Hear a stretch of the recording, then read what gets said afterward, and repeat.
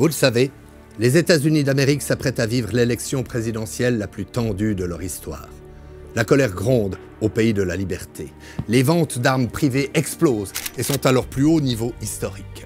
De nombreuses villes sont en proie à des manifestations qui sont souvent réprimées dans le sang. Nombre d'analystes ne voient qu'une issue à ce scrutin, la guerre civile.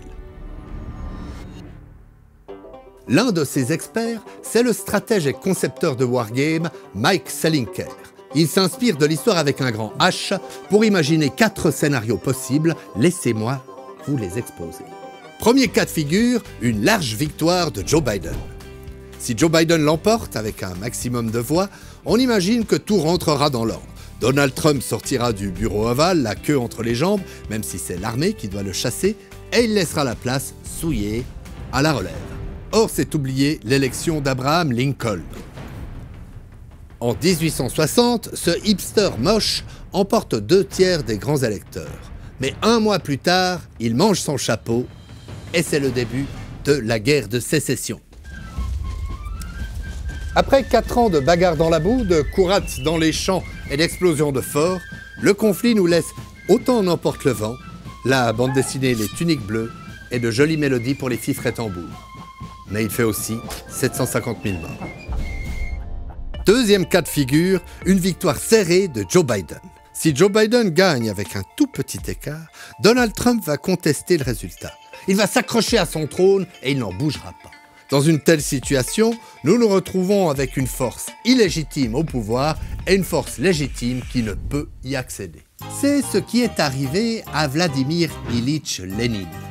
En octobre 1917, ce chauve, sexy et ténébreux prend les armes avec 5 millions de copains pour chipper le pouvoir après l'effondrement du tsar système. C'est la révolution russe.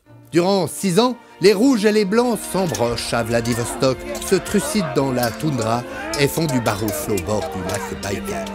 Ces chamailleries font entre 7 et 12 millions de morts.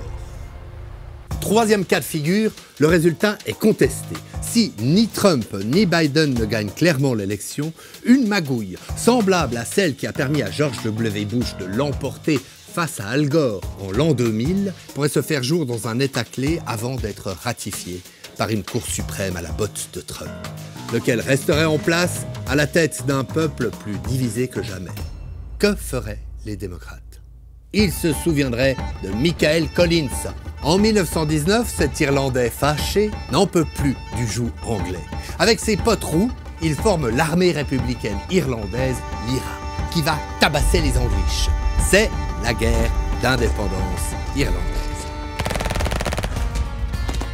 Elle ne dure que 2 ans, mais l'IRA continue à ficher le dawa chez les rosbifs jusqu'en 1998, en plaçant des bombes dans des avions et en faisant péter des supérettes. Là aussi, un conflit qui fait de nombreux morts, mais qui inspire l'un de leurs meilleurs titres à YouTube.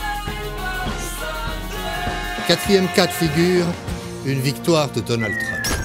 Si Trump l'emporte, on imagine que les démocrates vont simplement courber l'échine et concéder la victoire. Pourtant, l'Amérique demeurera profondément divisée. Les différents clans se replieront sur eux-mêmes et formeront 2 tribus distinctes et irréconciliables, notamment à cause des algorithmes des réseaux sociaux.